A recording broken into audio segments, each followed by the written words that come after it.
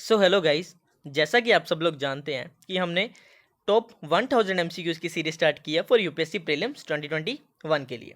Guys, अगर आप हमारे प्रीवियस लेक्चर्स को फॉलो कर रहे हैं सीरीज के रिगार्डिंग, तो आपको पता होगा कि हम यूपीएससी के पॉइंट ऑफ व्यू से इसमें इंपॉर्टेंट क्वेश्चंस कवर करते हैं, राइट गाइस। और आज भी हमारे जो इस लेक्चर में कुछ इंपॉर्टेंट क्वेश्चंस रहेंगे जो यूपीएससी के पॉइंट ऑफ व्यू से बहुत ज़्यादा इंपॉर्टेंट है। ठीक है, इसमें आपको पता है मैं बेसिक कंसेप्ट भी इंक्लूड करता हूँ, साथ ही साथ मैं इसमें करंट अफेयर से रिलेटेड जो चीज़ें रहती हैं मैं उन्हें भी इंक्लूड करता हूँ। ठीक है, तो चलिए देखते हैं आज का अपना पहला क्वेश्चन। देखिए, इसमें कहा गया है कि arrange the following seas from south to north. ठीक है, आपको गाइज पता होगा, अपने प्रीवियस ईयर के क्वेश्चंस देखे होंगे कि जो मैप बेस्ड क्वेश्चन है, ठीक है, जो ज्योग्राफी के सेक्शन में जो मैप बेस्ड क्वेश्चन है, ये बहुत ज़्यादा, मैं बात करूँ 2 से 3 क्वेश्चंस आपको हर साल जो है वो ईजिली मिल जाते हैं। ठीक है, कुछ इंपॉर्टेंट जो जगह है, कोई इंपॉर्टेंट प्लेस है, कोई इंपॉर्टेंट कंट्री है, कोई इंपॉर्टेंट सी है, कोई भी चीज़ है, वो अगर करंट अफेयर में रही है, ठीक है, सो उस चीज़ से रिलेटेड मैप बेस्ड क्वेश्चन जो है वो यूपीएससी पूछ लेता है हर साल। ठीक है, सो ये भी कुछ मैप बेस्ड क्वेश्चन ही है।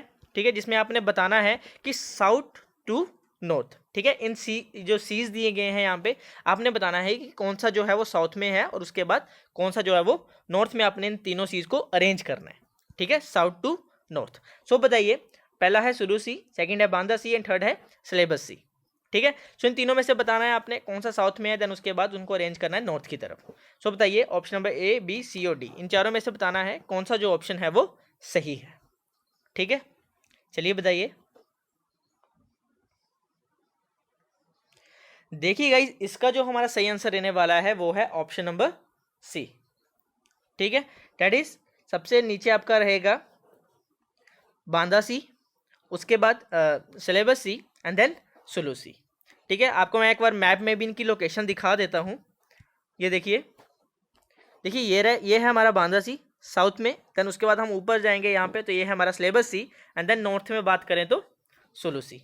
ठीक है, सो इस तरह से गाइज आपको जो क्वेश्चन जो हैं वो यूपीएससी पूछ लेते हैं। ठीक है, ज़रूरी नहीं है सेम ही क्वेश्चन आएगा, आपने जो करंट अफेयर में चीज़ें पढ़ी हैं, कोई इंपॉर्टेंट प्लेस किसी चीज़ के कारण जो रहा है, ठीक है, सो मैप के बेसिस पे क्वेश्चन आते रहते हैं। ठीक है, सो इसका जो इस क्वेश्चन का जो सही आंसर रहेगा वो है ऑप्शन नंबर सी। ठीक है, 2, 3 और 1, राइट। चलिए अपना क्वेश्चन नंबर सेकंड देखते हैं आज का। कहता है consider the following statements about प्लेसर deposit. ठीक है, प्लेसर डिपॉजिट के बारे में बताना है आपने कौन सी स्टेटमेंट जो है वो सही है। ठीक है, पहला बोल रहा है that प्लेसर is an accumulation of valuable minerals. ठीक है, कहता है जो प्लेसर क्या है, एक जो वैल्यूएबल मिनरल्स हैं उनको एक्यूमुलेट करता है, जो किससे बने होते हैं, gravity separation from a specific source rock. ठीक है, और किस प्रोसेस के रिगार्डिंग, ड्यूरिंग सेडिमेंट्री प्रोसेसेस। दूसरा कहता है कि जो गोल्ड है, डायमंड है, प्लेटिनम ग्रुप मेटल्स हैं, वो सारे के सारे माइन की जाते हैं फ्रॉम प्लेसर डिपॉजिट। ठीक है, बहुत इंपॉर्टेंट स्टेटमेंट यहाँ पे लिखी गई है। सो आपने बताना है यहाँ पे कि कौन सी स्टेटमेंट जो है वो करेक्ट है रिगार्डिंग प्लेसर डिपॉजिट। ठीक है, 1 ओनली, 2 ओनली, बोथ 1 एंड 2 या नन ऑफ दी अबव, बताइए। देखिए गाइज, अगर आपने अच्छे से चीज़ें पढ़ी हैं, ठीक है, आपने प्लेसर डिपॉजिट के बारे में पढ़ा है, तो आपको पता होगा कि बोथ 1 एंड 2 जो है इसका सही आंसर रहेगा। ठीक है, दोनों की दोनों स्टेटमेंट जो है वो सही है, राइट। चलिए क्वेश्चन नंबर थर्ड देखते हैं अपना आज का। गाइज, नॉर्थ ईस्ट इंडिया की ज्योग्राफी के बारे में पूछा गया है, कौन सी स्टेटमेंट करेक्ट है। ठीक है, पहला बोलता है जो बेथलिंग चिप है is the highest peak of Tripura. ठीक है, अगर मैं प्रोनाउंसिएशन गलत कर रहा हूँ सो थोड़ा देख लीजिएगा ऐसे। ठीक है, तो पहले तो कह रहा है जो बेथलिंग चिप है is the highest peak of Tripura. Second कह रहा है the state has tropical monsoon climate designated AW under the Koppen climate classification. ठीक है, देखिए गाइस, बहुत इंपॉर्टेंट चीज़ यहाँ लिखी गई है, जो वर्ड लिखा गया है कोपन क्लाइमेट क्लासिफिकेशन, बहुत इंपॉर्टेंट है, यूपीएससी के पॉइंट ऑफ व्यू से बहुत ज़्यादा इंपॉर्टेंट है। ठीक है, कि किस तरह से जो है वो क्लाइमेट को जो है क्लासीफाई किया गया है इंडिया के। ठीक है, सो आगे मैं आपको बताऊंगा भी। ठीक है, मैप के थ्रू आपको मैं बताऊंगा भी कौन कौन सी चीज़ें हैं, बट अभी के लिए आप त्रिपुरा के रिगार्डिंग बताइए कि कौन सी स्टेटमेंट जो है वो सही है यहाँ पे। 1 only, 2 only, both 1 and 2, neither 1 और 2। सो देखिए गाइस, इसका जो सही आंसर है वो है option number A, that is 1 only. पहली स्टेटमेंट तो बिल्कुल सही है, दूसरी स्टेटमेंट गलत है। गलत कहाँ है, देखिए, ट्रॉपिकल मॉनसून क्लाइमेट नहीं है, ये कौन सा है, ट्रॉपिकल सवाना क्लाइमेट। ठीक है, सो याद रखिएगा, यहाँ पे क्या आएगा, मॉनसून नहीं आएगा, यहाँ पे आएगा सवाना क्लाइमेट। ठीक है, and designated AW under the Koppen climate classification, ये सही है। सो हमारा जो सही आंसर रहेगा वो है ऑप्शन नंबर ए 1 ओनली। और देखिए जिसकी बात मैं कर रहा था आपको, ठीक है, जो India map of Köppen climate classification की बात करूँ तो देखिए सारी की सारी चीज़ें यहाँ पे दी गई हैं। ठीक है, जो स्टेटमेंट दी गई थी क्वेश्चन में वो ये थी मॉनसून क्लाइमेट, तो ये देखिए किसके अंदर डेजिग्नेटेड है, AM के अंदर। ठीक है, सो ये कुछ चीज़ें आपको याद रखनी है हमने। और लेकिन जो वो किसके अंदर वहाँ पे क्वेश्चन में दिया गया था AW, तो वो किसके अंदर आया, ट्रॉपिकल सवाना क्लाइमेट की यहाँ पे बात की गई है। ठीक है, तो यहाँ पे इंडिया का मैप दिया गया और यहाँ पे आप देख लीजिए कि कौन सी स्टेट जो है किस चीज़ के अंदर आती है। ठीक है, सो बहुत इंपॉर्टेंट है यूपीएससी के पॉइंट ऑफ व्यू से, तो आप इसे अच्छे से जो रिवाइज कर लीजिएगा एक बार। ठीक है, देख लीजिएगा। चलिए अगला देखते हैं question number 4। Recently tiger habitats in which of the following tiger reserve has been threatened by invasive weed species. ठीक है, अब देखिए कुछ स्पीसीज होती हैं, ठीक है, उनके इन्वेजन से क्या होता है कि जो वहाँ का एरिया है, वहाँ का हैबिटेशन है, उसको क्या हो जाता है, थोड़ा खतरा हो जाता है। ठीक है, तो यहाँ पे कुछ वीड स्पीसीज के नाम बताए गए हैं, तो इनमें से बताना है आपने किस टाइगर रिजर्व के लिए ये क्या है, थ्रेटन है। ठीक है, तो देखिए Buxa tiger reserve, Pench tiger reserve, Kanwar tiger reserve या बंदीपुर टाइगर रिजर्व। ठीक है, बहुत इंपॉर्टेंट क्वेश्चन है और इस तरह के क्वेश्चन आपको आते हैं, ये चीज़ आप याद रखिएगा। ठीक है, और ये करंट अफेयर से ही रिलेटेड है क्वेश्चन। सो बताइए। सो गाइज क्वेश्चन नंबर 4 का जो सही आंसर है वो है कवर टाइगर रिजर्व। ठीक है, सो याद रखिएगा इस क्वेश्चन को। चलिए क्वेश्चन नंबर 5 देखते हैं। In which of the following sites can the endangered red panda can be spotted. ठीक है, सो कुछ साइट्स यहाँ पे दी गई हैं। ठीक है, कुछ नेशनल पार्क, बायो रिजर्व या बायोस्फीयर रिजर्व यहाँ पे दिए गए हैं। सो आपने बताना है इन तीनों में से कहाँ पे जो है एंडेंजर्ड रेड पांडा पाया जाता है। ठीक है, सो बताइए ऑप्शन नंबर जो नाम दिए गए हैं यहाँ पे, नमदापा नेशनल पार्क, सेकंड है न्योरा वैली नेशनल पार्क और थर्ड है Kanchenjunga biosphere reserve. So 1 and 3, 1, 2 and 3, 2 and 3, 1 and 2, इन तीनों में से बताना है आपने कहाँ पे जो है वो रेड पांडा पाया जाता है। और IUCN स्टेटस देख लीजिए इसका क्या है, एंडेंजर्ड है ये। सो गाइस क्वेश्चन नंबर 5 का जो सही आंसर है वो है ऑप्शन नंबर बी 1, 2 and 3। ठीक है, तीनों ही जगह में जो है एंडेंजर्ड रेड पांडा जो है वो पाया जाता है। ठीक है, चलिए क्वेश्चन नंबर 6 देखते हैं। Which of the following are the outcomes of the United Nation conference on environment and development 1992। बहुत ही इंपॉर्टेंट क्वेश्चन है। ठीक है, देखिए मैं आपको पहले भी ये चीज़ बताई है, ठीक है, कि कोई कॉन्फ्रेंस होती है तो उसमें से कुछ आउटकम्स जो आती हैं, ठीक है, वो इंपॉर्टेंट। अभी देखिए इन्वायरमेंट से रिलेटेड क्वेश्चन है। ठीक है, सो देखिए बहुत ज़्यादा इंपॉर्टेंट क्वेश्चन है ये। सो आप बताइए कि जो ये कॉन्फ्रेंस हुई थी, United Nation conference on environment and development 1992 में जो हुई थी, तो इसकी आउटकम्स क्या क्या रही थी। ठीक है, सो पहला है Rio declaration on environment and development, second agenda 21। ठीक है, और आई होप आपने ये पढ़े भी होंगे। थर्ड है फॉरेस्ट प्रिंसिपल्स, फोर्थ है convention on biological diversity and fifth one is framework convention on climate change. So बताइए कौन कौन सी आउटकम रही थी UNCED की।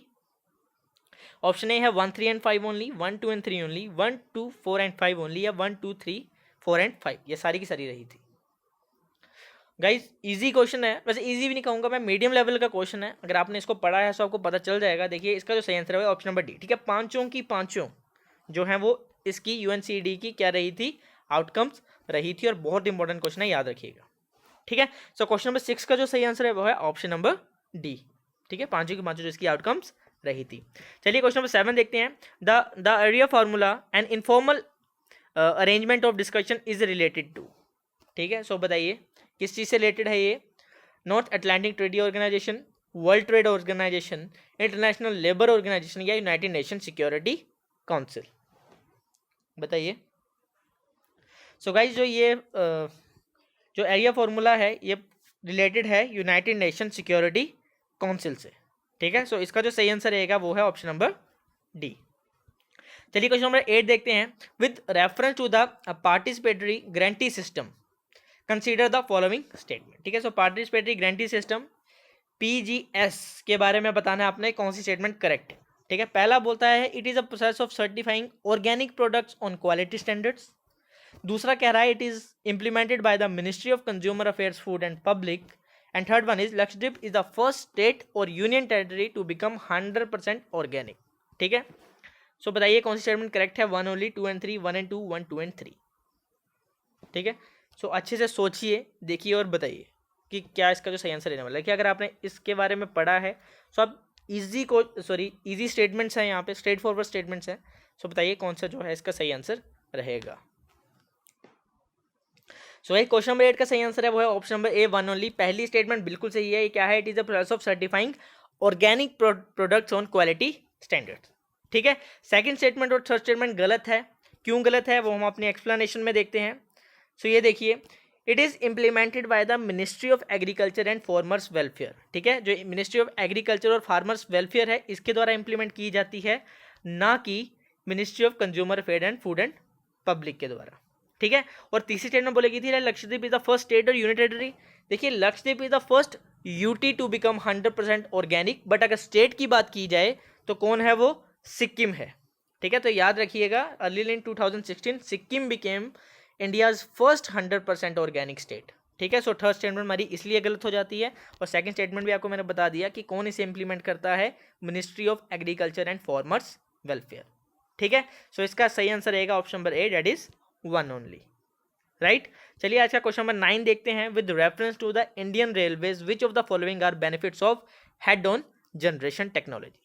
ठीक है, इंडियन रेलवेज के रेफरेंस के बारे में बताना है आपने, कौन जो इनमें से कौन सा जो है वो बेनिफिट रहेगा of head on generation technology का। ठीक है, ये हेल्प करेगा reduction in carbon emission, and second one is energy conservation, and the third one is decongesting railway traffic.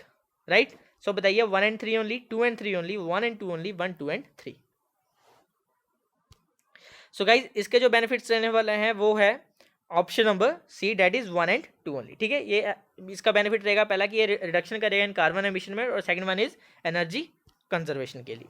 ठीक है। सो याद रखिएगा इस चीज़ से रिगार्डिंग, इसका जो सही आंसर है option number C, 1 and 2 only. चलिए आज का लास्ट क्वेश्चन देखते हैं, क्वेश्चन नंबर 10।